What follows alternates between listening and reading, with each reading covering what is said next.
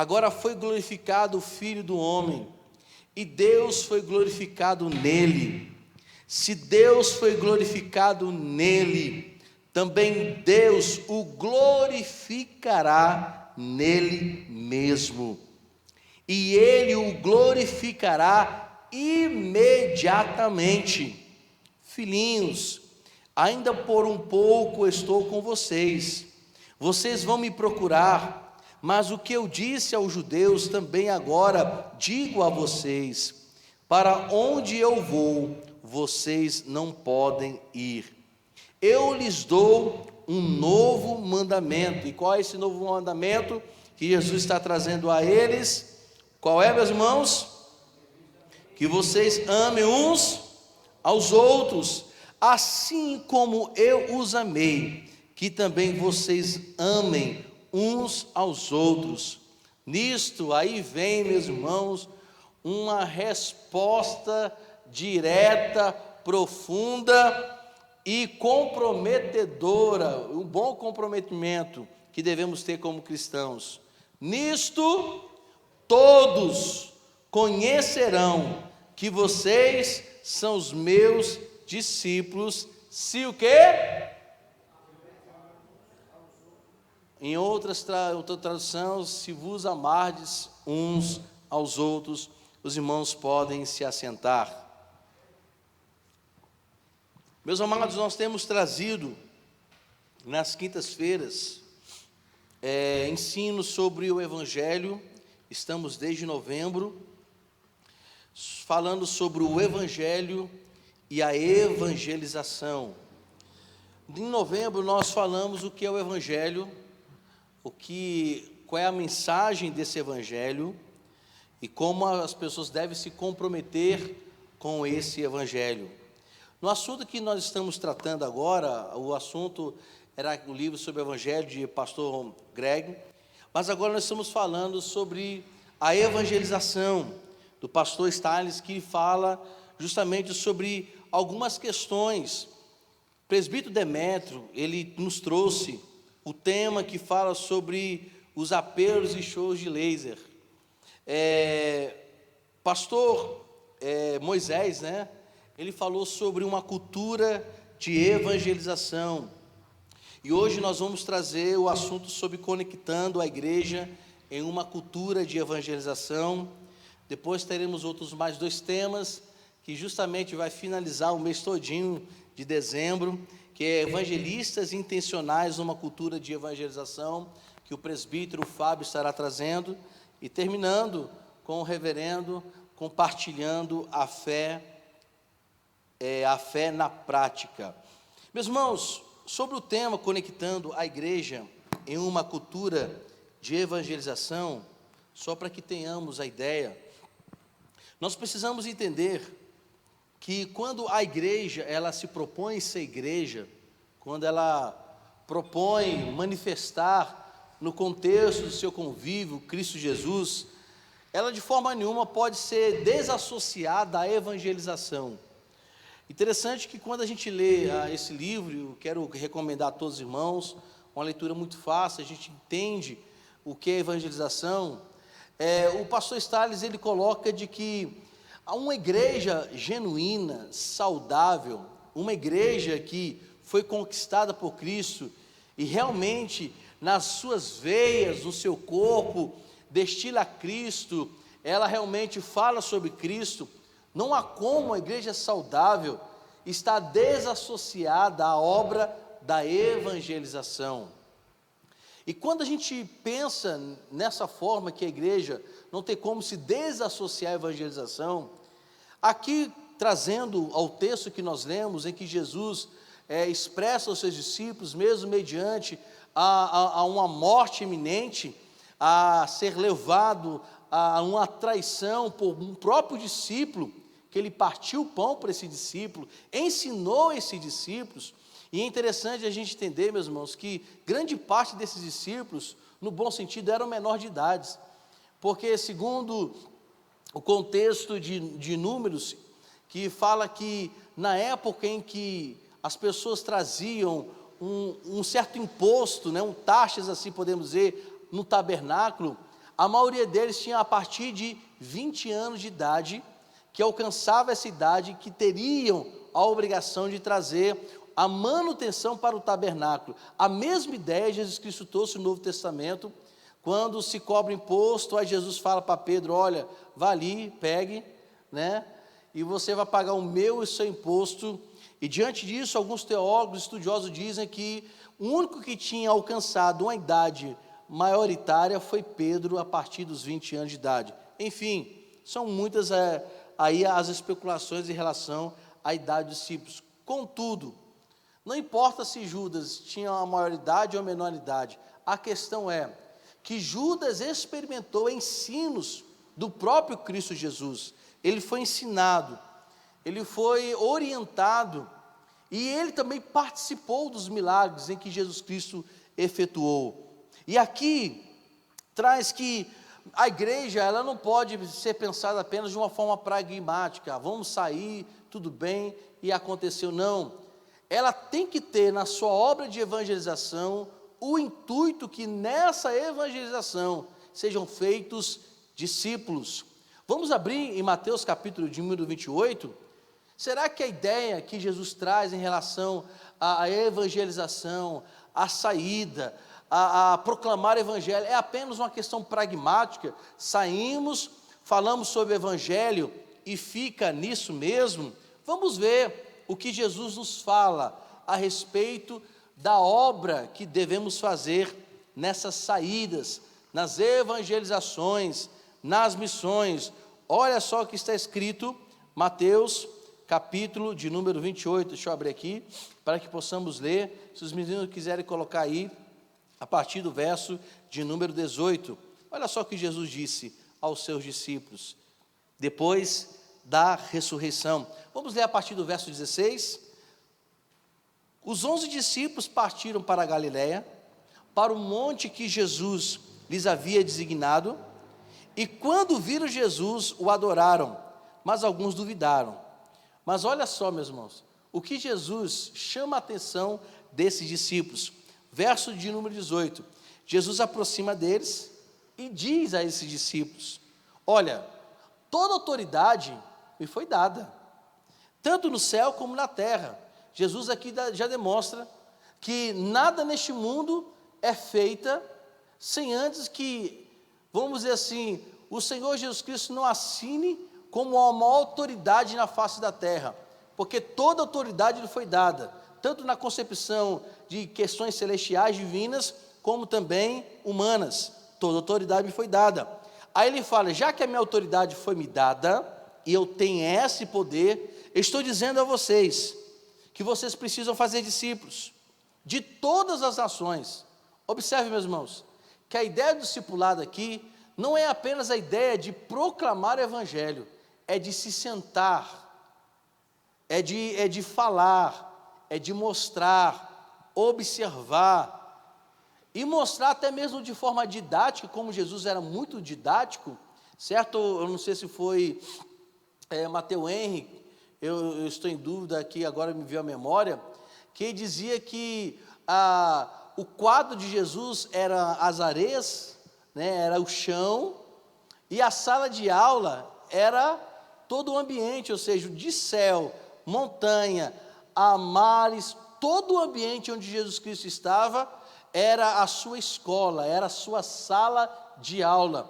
Então observe bem, Jesus Cristo não apenas falava do reino, ele sentava, ele ensinava, ele tinha paciência para mostrar, ele explicava, até de forma simples, usando parábolas, para que os seus alunos não fossem apenas alunos, mas que fossem realmente discípulos dele, não fossem apenas aqueles que o ouvissem, mas que o copiassem, entendessem, e pudessem imitá-lo em tudo. Então observe bem, Jesus Cristo não apenas nos manda evangelizar, é muito mais profundo, meus irmãos, do que isso, do que proclamar, é sentar e explicar as Escrituras Sagradas, porque essas pessoas que ouviam as palavras dos seus discípulos, haveriam também de serem discipuladores. Então por isso que Jesus disse, olha, vocês vão fazer discípulos, eu vou parafrasear, vocês vão se sentar com eles, vocês vão mostrar o reino de Deus para eles. Vocês vão ter paciência em escutar as perguntas que ele tem que fazer. Vocês vão fazê-los imitadores reais do meu evangelho e da minha pessoa. Eles vão ter que me imitar esse evangelho. Por isso que em Atos capítulo 2, o que os apóstolos faziam, eles ensinavam a doutrina, se sentavam com paciência para ensinar. Não era apenas, meus irmãos, como dizíamos nessa expressão, vomitar palavra. É fazer com que essas pessoas que ao ouvirem a palavra entendam e sejam discípulos de todas as nações, levando esses discípulos a entender a importância do batismo, um sacramento. Olha o sacramento aí, sacramento de Deus, divino, sendo batizados em nome do Pai e do Filho e do Espírito Santo, sendo batizados em nome da Trindade, ensinando-os a guardar, não é apenas decorar, porque a gente acha que decorar já é o suficiente. Meus irmãos, quando a gente é ensinado e guardado, por mais que a gente não decore, que não estou dizendo aqui que é o certo, decorar a Bíblia, mas a gente aprende de fato o que nós lemos. Tem muitas pessoas que têm dificuldades em decorar versículos bíblicos, mas são pessoas que decoraram o texto, no sentido de aprenderem com ele. De repente eu não sei o Salmos 23 todo, que é bom que a gente saiba de cor, mas a gente entende a essência do Salmos 23. O que o Senhor está dizendo, que nessa pregação, nessa evangelização, não é apenas dizer, é ensinar essas pessoas a guardarem em seus corações todas as ordenanças que Ele nos deixou. E Ele termina dizendo: eis que estou com vocês todos os dias, até o fim dos tempos. Então observe bem, meus irmãos, o evangelismo não é apenas uma ação pragmática. A evangelização não é apenas essa ação de sair, é uma ação para que essas pessoas guardem os ensinamentos de Cristo. Por isso que ele vai colocar aqui que a igreja é e deve ser um local visível desse evangelho. É evidente que, se não me falha a memória, em 2009, isso eu vi até, meus irmãos, no jornal da notícia do G1, e também vi no portal UOL, isso no portal UOL já foi em 2010, que a cada dia se abria 25 igrejas por dia. 25 igrejas que se denominavam evangélicas eram abertas por dia. 25. Aí você faz a soma aí, meus irmãos, de 365 dias. Eu vou fazer aqui, estou com a calculadora. Vamos ver quantas igrejas que dizem ser evangélicas eram abertas por dia em 2009. Eu estou falando uma estatística de 2009. Eu vou fazer aqui, 25 vezes 365. 9.125 igrejas por ano. Mas qual é a questão? Bom que se abra igrejas, né? A gente diz assim, mas qual tem sido o problema? É a maneira como essas igrejas, visível, diante dos olhos, palpável, são abertas.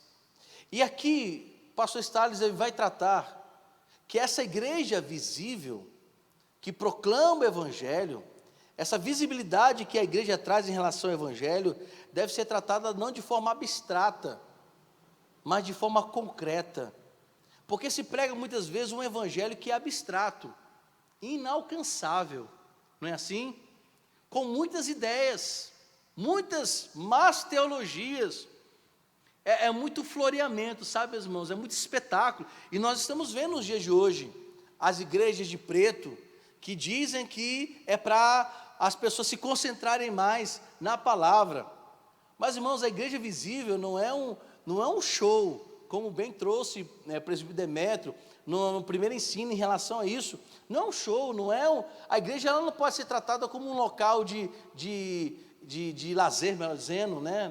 Um lugar de lazer, um lugar de entretenimento, como é colocado, em que se fala, nós precisamos de atrativos para chamar o povo. Meus irmãos, o atrativo da igreja é Cristo Jesus, e Ele é suficiente para atrair para si as pessoas.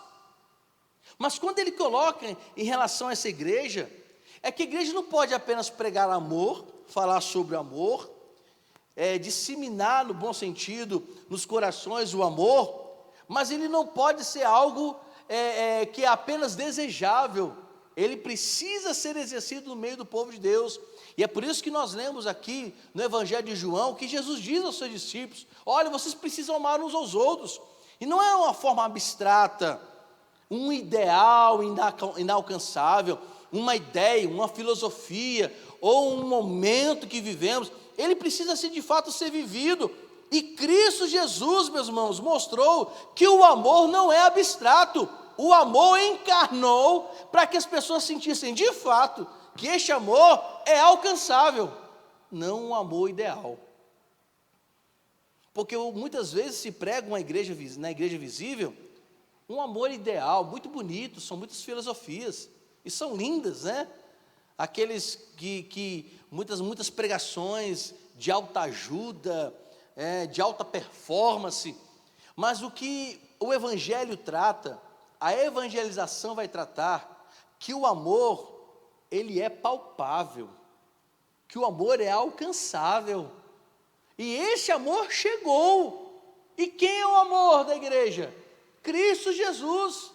Então ele vai tratar que dentro da igreja local, que é o evangelho visível de Cristo Jesus, né? E precisamos tratar esse meio com muito amor, um amor palpável, um amor realmente alcançável.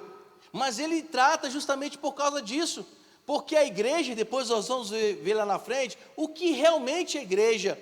E um dos conceitos que a igreja é uma igreja em que não apenas diz, mas vive de forma real o que Cristo nos deixou. A evangelização dessa igreja deve ser pela palavra do Senhor, e é a palavra do Senhor que ele coloca aqui, que dá a forma inicial da igreja visível de pregar um evangelho genuíno. Então nós precisamos entender isso.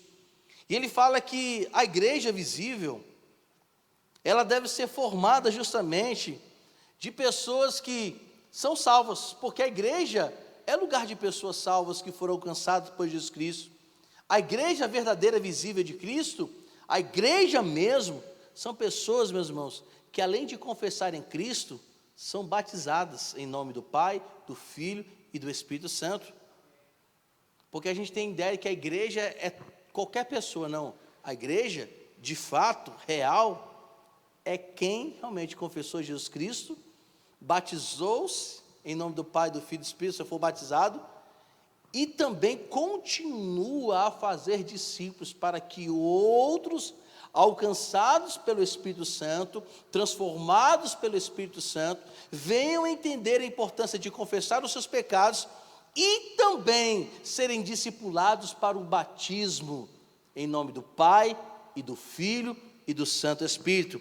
É evidente que o lugar, a igreja, é um lugar de cura, é um lugar de restauração, mas ela não pode ser apenas um local em que as pessoas desejem ser curadas, mas um local que sejam formadas para serem também discipuladoras, verdadeiro evangelho.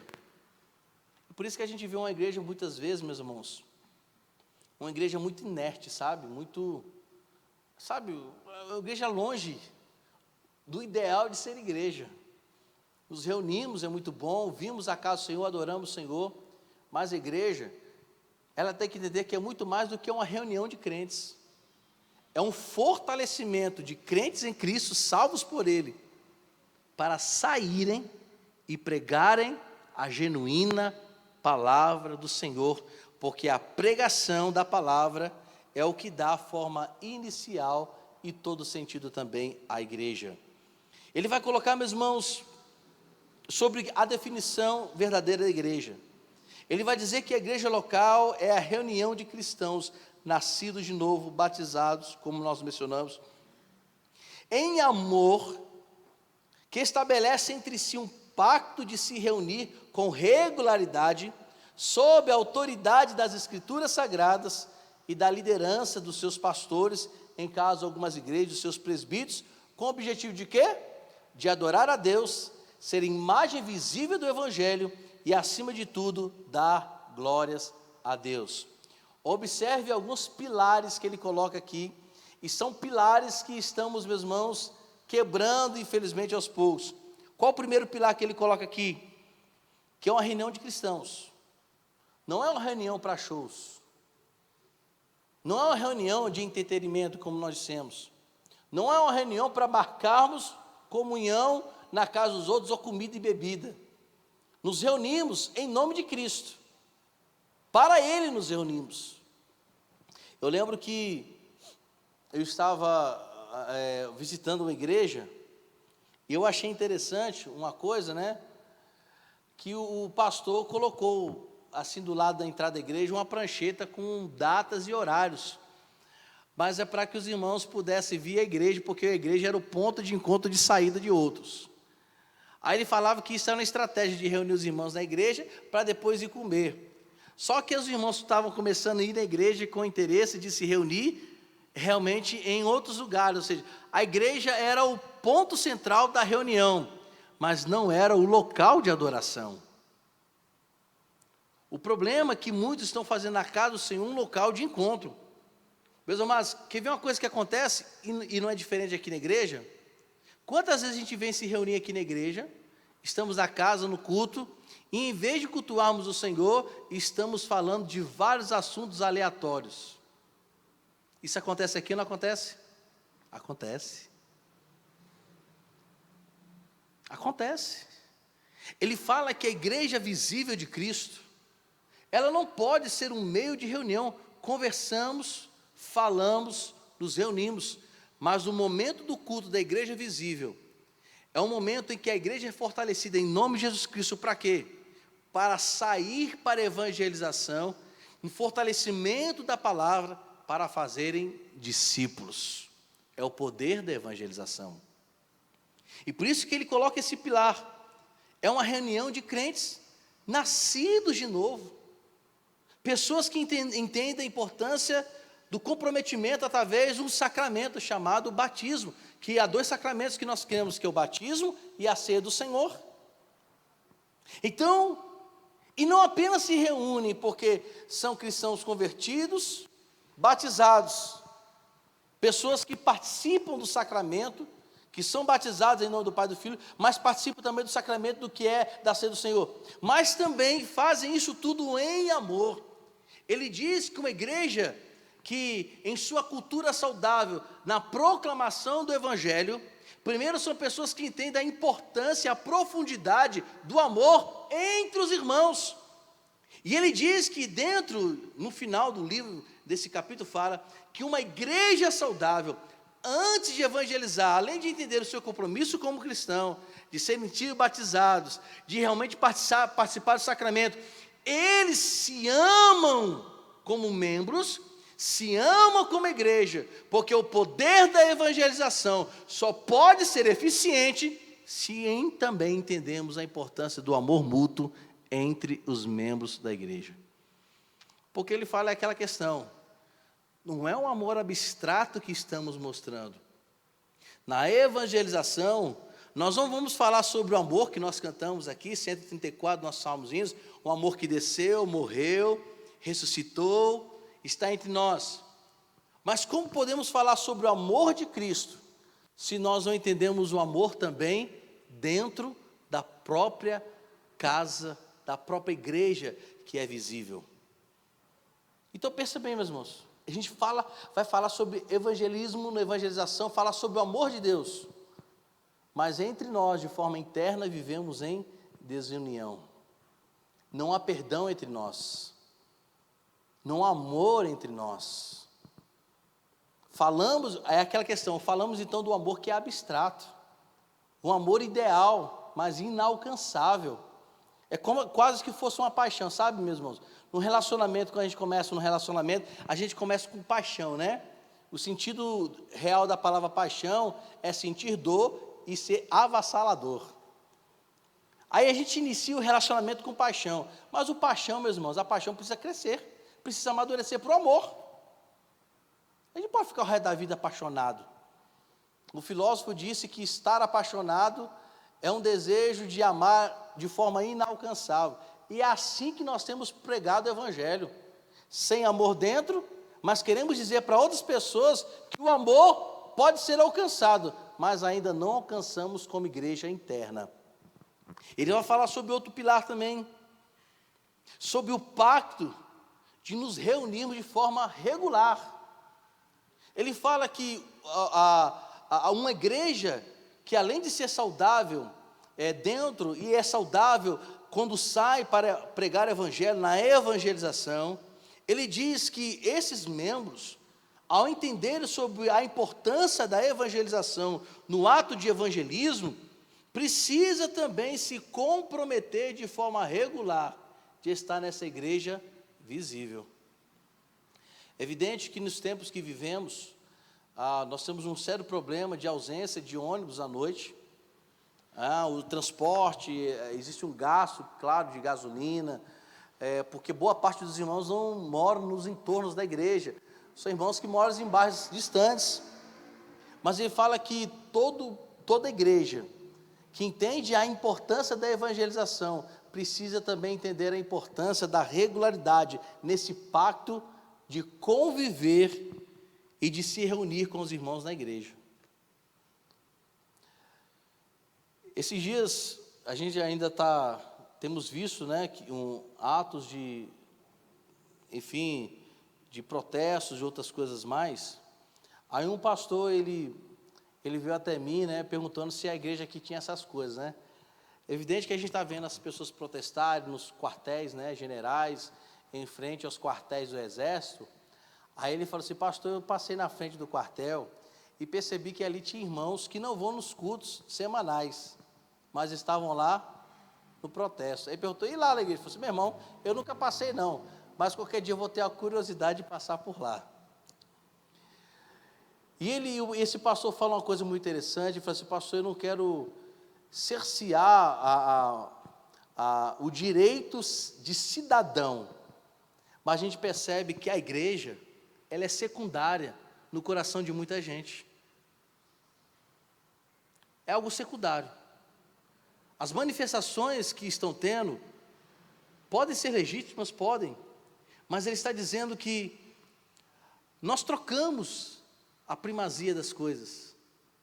A reunião da igreja não se tornou algo tão importante, algo tão maravilhoso. Salmo 122, verso 1, não tem sido a realidade de muitos. Alegrei-me quando me disseram: vamos aonde? À casa do Senhor. Isso é verdade. E o pastor Stalles estabelece que uma igreja saudável na evangelização entende a importância do pacto interno na igreja, de se reunir com regularidade, de estar presente entre os irmãos, de submeterem também as escrituras sagradas. Ele também é um ponto que ele coloca, que uma igreja saudável na evangelização, ela é uma igreja que se submete sem questionamento, e estão debaixo da autoridade das escrituras sagradas. Nenhuma igreja sai para evangelizar se ela não estiver no domínio, na autoridade, sob a autoridade das escrituras sagradas. E ele diz também que uma igreja saudável na evangelização, e ela precisa ter essa cultura enraizada nos seus corações, raízes profundas, é uma igreja que entende a importância também da liderança dos seus pastores espirituais, ou seja, da sua liderança espiritual, e tem como objetivo adorar a Deus sem nenhum questionamento. O que ele coloca, meus irmãos? Que uma igreja, quando sai para pregar o evangelho, ele também entende que sai sob baixo da autoridade eclesiástica, da autoridade das escrituras sagradas, mas também entende a importância da adoração a Deus.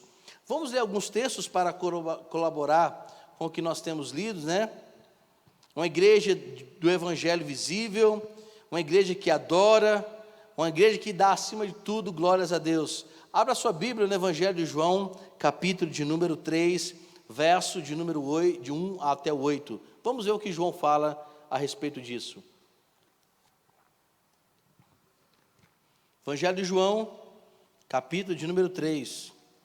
Meus irmãos, alguém deve estar muito cheiroso e perfumado na igreja, porque eu estou sentindo o perfume daqui, tá? É Ademir? Mas o cheiro vem aí de baixo, tá, meu irmão? Parabéns. Muito bom perfume, estou sentindo daqui. Coisa linda. Aleluia. Olha o diálogo que Jesus está tendo com Nicodemos.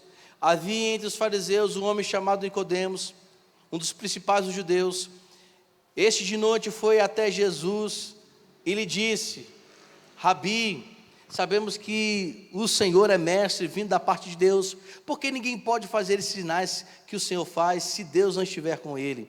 Jesus respondeu: meu filho, Nicodemos, em verdade vos digo, que se alguém não nascer de novo, não pode ver o reino de Deus.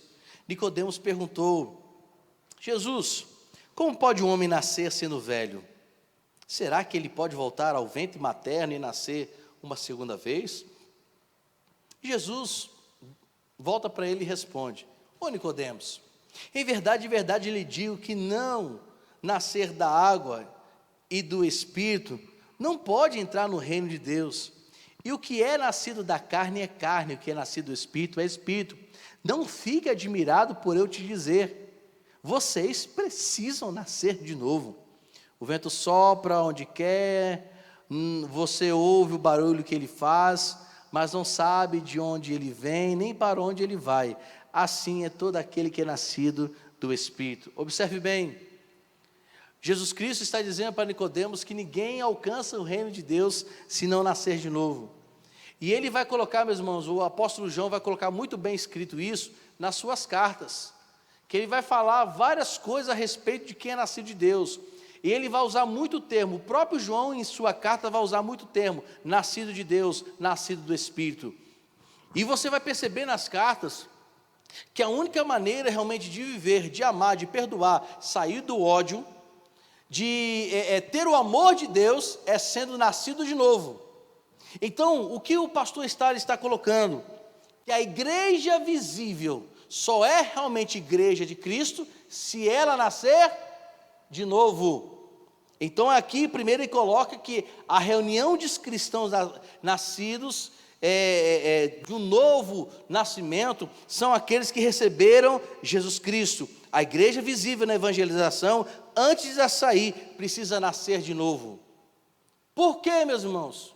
Como alguém pode proclamar o evangelho se não conhecer o novo nascimento? Pode até dizer, mas ele vai dizer algo que é abstrato, porque ele ainda não viveu. Segunda coisa, a gente pode perceber no capítulo 13 do mesmo evangelho de João, capítulo de número 13, versos 34 e 35, que nós lemos aí.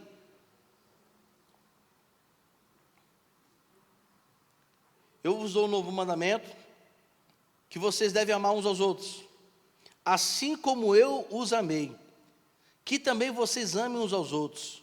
Nisso vocês vão conhecer quem são os meus discípulos, se amarem uns aos outros. Observe bem, a igreja visível, para sair para a evangelização, como eu quero ser enfático aqui, precisa amar uns aos outros. Porque se nós não amamos uns aos outros, aqui Jesus Cristo dá um alerta: só poderão ser conhecidos como meus discípulos quando houver amor entre os meus filhos, entre a igreja. Então, se você está odiando seu irmão e quer evangelizar, aprenda a perdoar e ame, porque senão vai ser o quê? Um evangelho que é poderoso, mas será uma pessoa que estará falando algo que é abstrato e inalcançável, porque ainda não fez. Então Jesus Cristo está dizendo: se vocês querem conhecer um discípulo de verdade, veja se ele ama uns aos outros. Eu quero fazer uma pergunta à igreja: nós temos amado realmente uns aos outros? Ou o que nós falamos é apenas falácia ou uma ideia abstrata? Olha só que também, a respeito do que a igreja, em Atos capítulo de número 2, no verso de número 41. Atos 2,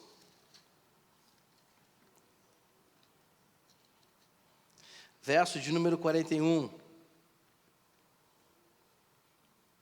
Depois, como diz um amigo meu, de uma baita de uma pregação de Pedro, né?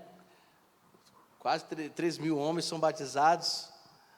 Aí diz o seguinte: então os que aceitaram a palavra de Pedro foram batizados, havendo um acréscimo naquele dia de quase 3.000 pessoas. Primeiro, nós respaldamos aqui que a igreja de Cristo precisa nascer, a igreja visível verdadeira é nascida de Deus. Segundo, ela precisa estabelecer a ação do amor verdadeira mútua entre a igreja. Outra questão que prova que a igreja visível, na saúde dela, na evangelização, ela precisa ser também composta de grande maioria de pessoas que sejam batizadas em nome do Pai, do Filho e do Espírito Santo. Observe bem, meus irmãos, nós estamos dizendo aqui que as águas salvam. Apesar que se há um ensino até de igrejas que são igrejas muito sérias, mas às vezes no ato do batismo fala que quando a pessoa é imergida, né, não estou questionando aqui a forma de batismo, se é imersionista, se é aspersonismo, se é por efusão. Estou dizendo que as águas não têm o poder de matar alguém.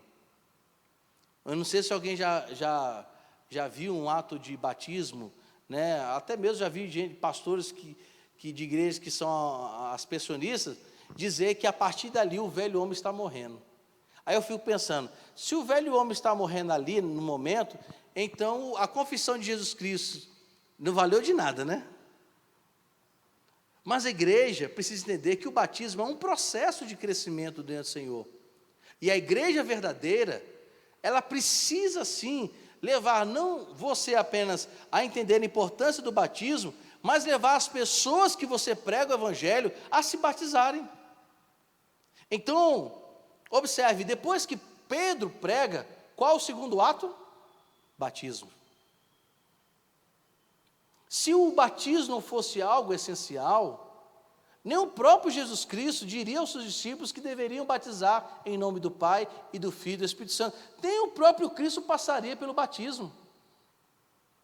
Mas ele demonstra o quê? Um ato sacramental de uma afirmação pública, exposta diante das pessoas, esse comprometimento ainda mais profundo em relação às coisas de Deus. Então, uma igreja saudável, ela sai para a evangelização, mas ela entende não apenas a importância da proclamação do evangelho, mas também a importância que aquelas pessoas, ao ouvir o evangelho, na sua confissão do pecado, o abandono e confessando Jesus Cristo como Senhor Salvador, entendam profundamente a importância do batismo. Então, eu quero dizer que se aqui na igreja ainda não foi batizado, pode me procurar. Ou então procura o pastor Moisés. E graças a Deus, meus irmãos, tem acontecido algo muito legal aqui na igreja, que irmãos que estão há 20 anos aqui estão passando pelo batismo, né? Isso é maravilhoso. Entenderam um pouquinho tarde, mas entenderam. Isso é muito bom. Ninguém deve, ao confessar Jesus Cristo, não querer o batismo, precisa querer o batismo, porque é um ensinamento do próprio Cristo. E a igreja saudável que sai para a evangelização precisa não apenas proclamar o evangelho, mas fazer essas pessoas entenderem a importância do batismo. Assim foi com Pedro na sua primeira pregação, depois de ter recebido o Espírito Santo, a visitação do Espírito Santo. A primeira coisa é, pregou, agora vamos batizar. É evidente que é importante uma preparação, meus irmãos, mas é importante as pessoas entenderem o que é o batismo. Olha só o que está escrito em Atos 14, 23.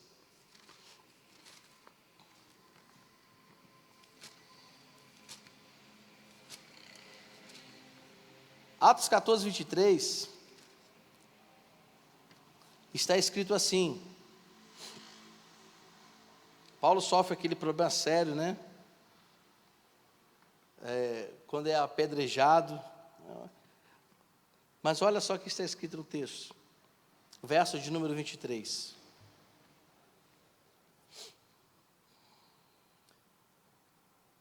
E provando-lhes em cada igreja a eleição de presbíteros, depois de orar com Jesus, os encomendaram ao Senhor, em quem havia crido. Vamos ver o 21 para a gente entender o contexto.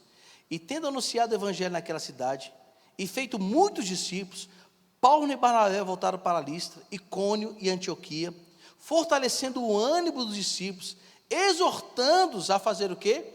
A permanecerem firmes na fé, e mostrando que através de muitas tribulações, nos importa entrar no reino de Deus, e provando-lhes em cada igreja a eleição de presbíteros. Depois de orar com Jesus, os encomendaram ao Senhor em que havia crido.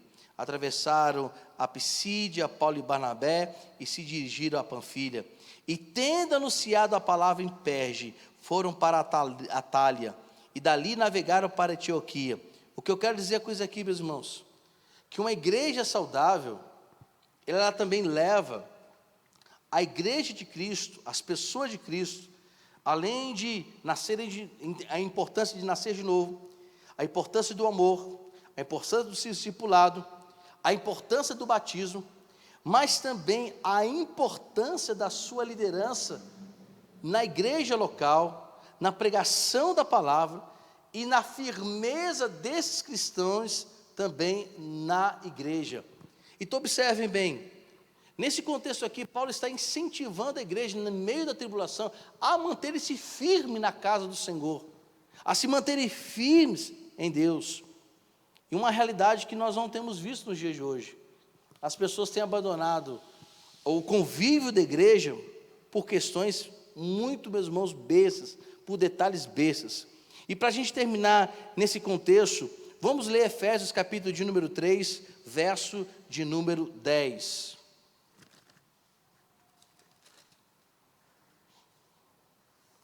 E a hora passando. Efésios 3, verso de número 10. Olha só o que Paulo está dizendo aos Efésios. E isso, para que agora, pela igreja, a multiforme sabedoria de Deus se torne conhecida dos principados, das potestades, nas regiões celestiais, segundo o eterno propósito de Deus que estabeleceu em Cristo nosso Senhor. E em Cristo temos ousadia e acesso a Deus com confiança mediante a fé nele. Portanto, eu peço que não desanimem por causa das minhas tribulações em favor de vocês, pois isso é motivo de honra para vocês.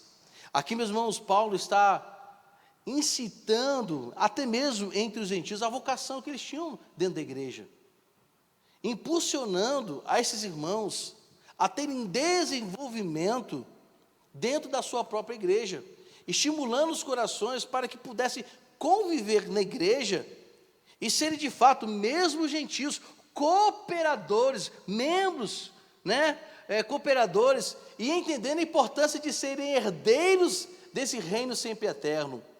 Outra questão que o pastor Stades coloca, que uma igreja saudável, além de entender a importância do novo nascimento, do amor, do batismo, nessa convivência entre os irmãos, na autoridade da palavra, precisa entender que as estimulações dos ministérios precisam ser evidentes nessa igreja. Então, o pastor está colocando que uma igreja saudável no processo de evangelização faz que essa igreja entenda a importância da sua vocação e no desenvolvimento da sua vocação. E entendendo que nesse desenvolvimento todos somos co-herdeiros, membros do mesmo corpo, cooperadores deste corpo na proclamação do Evangelho. Diante de tudo, meus irmãos, o que a igreja deve fazer? O pastor Stades coloca que a igreja deve realizar apenas algumas coisas para ser igreja. Ele está dizendo, ser igreja não é apenas ligar as luzes, abrir as portas da igreja, manter uma reunião regular, que faz parte da igreja, mas essa reunião regular, ela precisa estar em torno do próprio Evangelho de Cristo, ou seja, na casa do Senhor, o que deve ser realmente proclamado é o santo e genuíno Evangelho. Por quê? Porque na obra da evangelização, a igreja, entendendo a importância do genuíno evangelho, não pregará um evangelho distorcido. A gente sabe, meus irmãos, que muitos, quando saem para, às vezes, evangelizar, às vezes evangelizam para agradar o coração de quem ouve. Não é assim? A gente tenta evangelizar, que a pessoa que está ouvindo sobre o evangelho se agrade do evangelho. Mas ele está dizendo que a única maneira de pregarmos na evangelização o evangelho genuíno é a igreja vivendo em torno do evangelho correto e puro no ato da pregação. E ele diz que ouvir a palavra do Senhor de forma genuína fortalece os membros da igreja, e na saída da proclamação também fortalece quem ouve. Se ouvimos besteira, pregamos o quê? Para os outros, besteiras. Se a gente não conhece a palavra de Deus, o que vamos dizer? Porque tem hora que a gente fala assim, não, pastor, é só dizer Jesus te ama. Mas por que Jesus nos ama? Porque a gente acha assim, não, o Espírito Santo vai convencer. Sim, o Espírito Santo convence. Mas o pastor está falando que no ato da evangelização, a igreja precisa conhecer o genuíno evangelho. Porque se alguém perguntar, por que Jesus nos ama? Você saberá por que dizer, Jesus te ama por causa disso, disso. Lembro da história agora eu esqueci o nome dele, ele esteve lá entre os indígenas, onde Italitinha está, nos ribeirinhos. Ele disse que ele chegou lá para pregar o evangelho, meus irmãos, eu vou lembrar o nome dele, não sei se foi, eu acho que é André, um magrinho que esteve até lá na igreja, na congregação do pastor Bosco, eu não sei, eu acho que é Ronaldo mesmo, acho que é meu xará. Ele foi lá, meus irmãos, eu sei que ele chegou muito cansado, aí de repente começou a pregar a palavra para um índio lá, aí ele estava muito cansado, e ele falou assim, olha, depois eu vou te explicar por que Jesus te ama.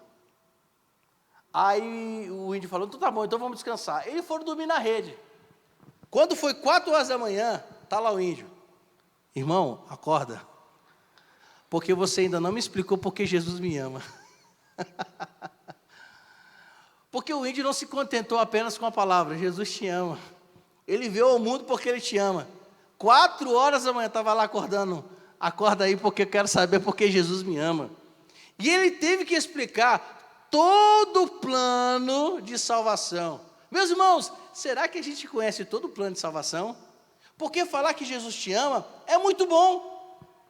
Mas, o pastor Stiles coloca aqui, uma igreja saudável na saída da evangelização, não apenas diz, Jesus te ama, mas explica por que Ele me ama. Eu acho que é um ponto muito interessante, porque se a gente olhar bem, meus irmãos, o que temos ouvido de pregações chulas, vazias e sem sentido nos púlpitos, é como nós dissemos isso, são verdadeiros coaches espirituais. O foco está tudo em cima dele, senta em cima do banquinho, aquela música de fundo tocando, né, para sensibilizar as emoções, assim, né? Nada contra o fundo musical, né? Mas fica lá o rapaz, e sempre são 3 notas, e de preferência em sol maior. Por que sol maior? Porque um tom de sol maior dá um porque segundo a música, existem as notas que você tocando depreciam, e tem notas também, e isso é verdade, que dão e a maioria dos fundos musicais são Ré maior, Sol maior, porque dizem os músicos que dão uma sensação de elevação. Você vê como é que tudo é estratégia, né? É impressionante. Mas, meus irmãos, e aí? Se prega um evangelho lindo, maravilhoso, mas quando vem a tribulação, não tem firmeza para aguentar a tribulação. E pode ter certeza que não aguenta. Porque hoje em dia nós estamos enxertados, meus irmãos, de tanta gente pregando um evangelho que dá vitória, que é vitorioso sim, Cristo é vitorioso, um evangelho que fala das bênçãos, mas não ensina ninguém a passar pela prova e se manter firme na perseguição. e pastor Stalin vai falar. Uma igreja saudável, quando ele sai para a evangelização, é uma igreja que entendeu a importância do puro e genuíno evangelho pregado dentro da sua própria igreja. E ele vai falar que a igreja, o que ela faz? Além de ouvir a genuína palavra do Senhor, se reúne em torno do evangelho, mas se reúne também em amor, para cantar, para orar, contribuir financeiramente, praticar, meus irmãos, os sacramentos do batismo e da ceia do Senhor, e vai aqui uma pastoral. Meus amados, eu fico muito preocupado com membros da igreja que não tomam a ceia há muito tempo. Eu fico preocupado. Porque, assim, alguma coisa tem. A pessoa deixar de participar do corpo de Cristo, sendo uma pessoa batizada, e queira ou não queira, de uma certa forma, tendo comunhão, é uma coisa que a gente precisa repensar. A igreja saudável é uma igreja que entende a importância dos sacramentos. Porque ele fala que os membros dessa igreja, o que eles estabelecem para si? Estabelecer, em primeiro lugar, um pacto com Cristo, a partir da sua confissão de fé. Fizeram um pacto com Cristo. Eu lhe confesso como Senhor e Salvador. Um pacto. Eles asseveram o pacto, batismo. Asseveram o pacto na comunhão da ceia. Asseveram o pacto nos seus deveres dentro da igreja. Asseveram o pacto na proclamação do evangelho.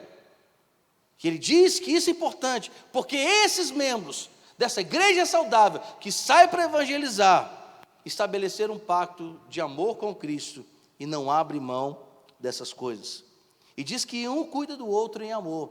Quando a gente lê, meus irmãos, 1 Coríntios capítulo 12, nós vamos observar que não apenas o início, do capítulo, que fala sobre os dons, que o Espírito Santo de Deus distribui o dom à sua igreja, conforme lhe apraz, e para uns deu palavra da sabedoria, palavra da ciência, para uns deu a fé, para uns deu dons de curar, de prodígio, maravilhas, interpretação de línguas, variedade de línguas.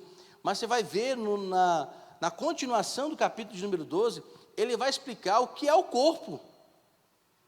E como o corpo e os membros entre si tratam uns aos outros. Tratam uns aos outros como membros importantes.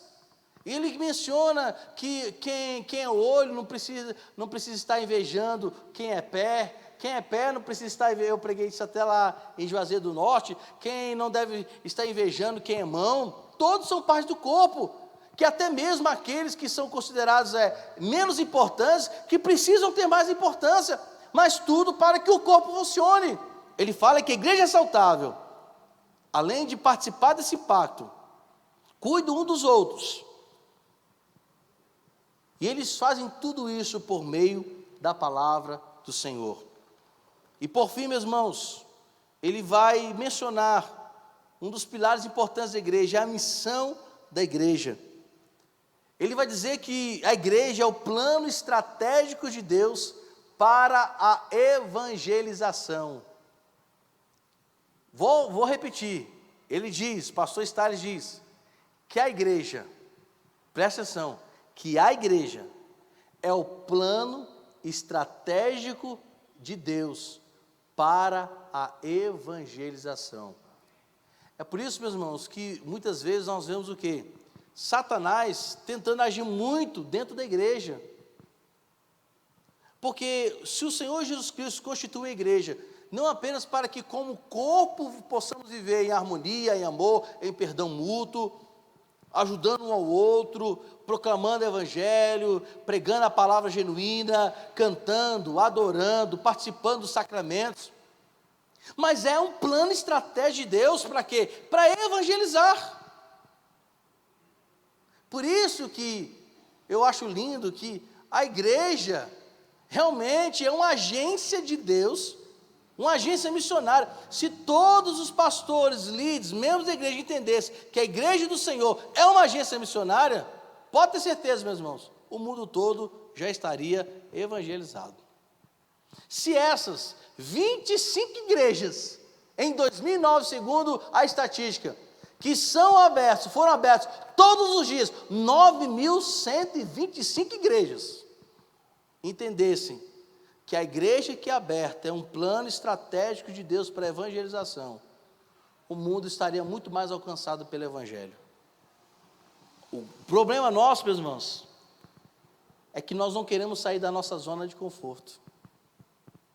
Os irmãos sabem que estamos para abrir um trabalho, agora em 2023, no México, em Guadalajara, uma cidade de quase 2 milhões de habitantes, com pouquíssimas presenças de igrejas, e pasmem, eu vi uma estatística que são 126 denominações, mas grande parte delas são de denominações que não têm nenhum compromisso genuíno na pregação do Evangelho.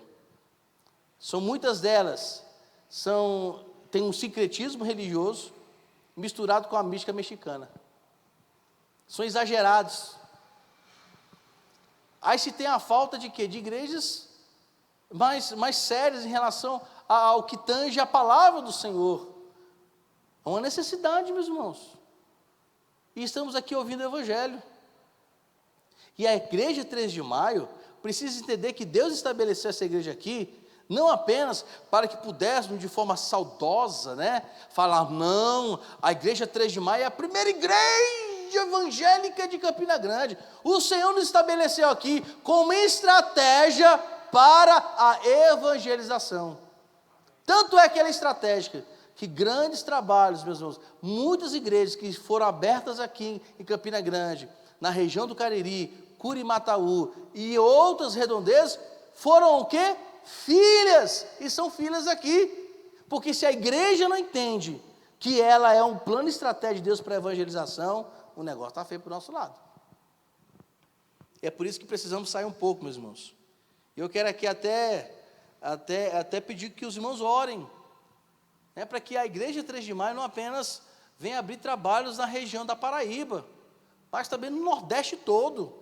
A gente sai um pouquinho daqui, vai lá para Maceió, a gente vai, sei lá, vamos para o sul do Brasil também, vamos, meus irmãos, para as Américas. A Argentina está aí do nosso lado, carecendo de evangelho, Uruguai, Equador, Chile, Guiné-Bissau, aqui a nossa Guiné-Bissau, que ninguém quase nem fala, Guiné-Bissau não, Guiné francesa, Guiana francesa. Temos aí, meus irmãos, países vizinhos que clamam, nós somos um plano estratégico de Deus para a evangelização. E qual a missão primordial dessa igreja estratégica? Ir a todos os povos. E não apenas pregar, mas fazer discípulos, levantar nativos para serem líderes, pastores, missionários, ensinando essas pessoas a guardarem o Evangelho.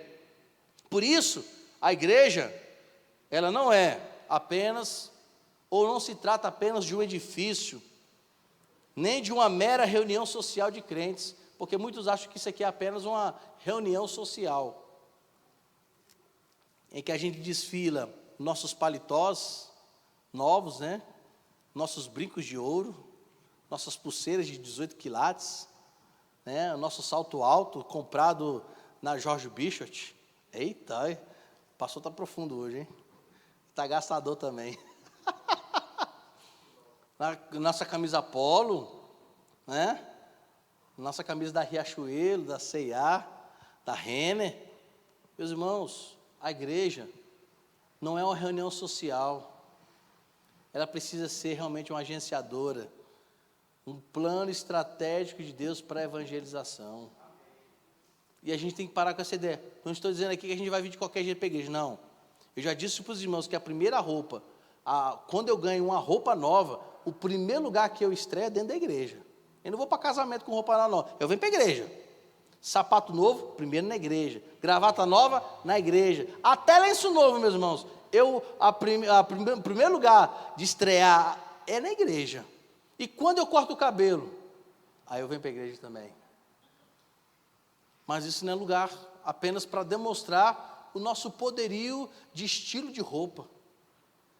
Nós somos, eu quero ser enfático, o plano estratégico de Deus para a evangelização. Então a igreja não se trata de uma reunião social. A igreja, meus irmãos, não é um mercado de boas ideias. De vez em quando chega um irmão assim, pastor, tive uma ideia. Aí quando eu ouço, pronto, você vai encabeçar. Eu falo, não, pastor, peraí, já é outra coisa. Devemos ter boas ideias da igreja? Devemos. Mas aqui não é lugar para a gente ficar discutindo apenas boa ideia, não, meu irmão. É lugar de discutirmos quais são as estratégias de Deus para sairmos, pregar o evangelho e ganhar umas almas para Jesus Cristo. Essa que deve ser a nossa estratégia. É uma comunidade que é submissa ao Deus da palavra. E ele termina o seu livro falando que quando uma igreja entender esses planos, essas questões da evangelização, ela pode ser considerada realmente uma igreja saudável. E a gente precisa ser uma igreja saudável. Porque quando a gente não evangeliza, meus irmãos, quando a gente não é missionário, a igreja, ela vai morrendo aos poucos. Vai morrendo. Vai se tornando apenas uma reunião de irmãos. A gente se acostuma tantas vezes de vir para a igreja. Entenda bem, uma coisa é ter a alegria de vir para a igreja. Porque quando eu tenho alegria, porque eu vou cultuar, vou ver os irmãos, vou congregar. Mas quando eu me habituo apenas de estar na igreja e não faço nada, estou inerte, eu preciso reavaliar o meu conceito de ser nascido de novo. Então, meus amados, que o Senhor nos abençoe e que nos leva. Quem sabe, né? Quem está aqui vai para outro país, Deus mande para outro país. E eu estava falando com a irmã Carmen hoje, que está indo, e devemos orar por um grupo, né? Que estão 7 pessoas para o interior de Guiné-Bissau.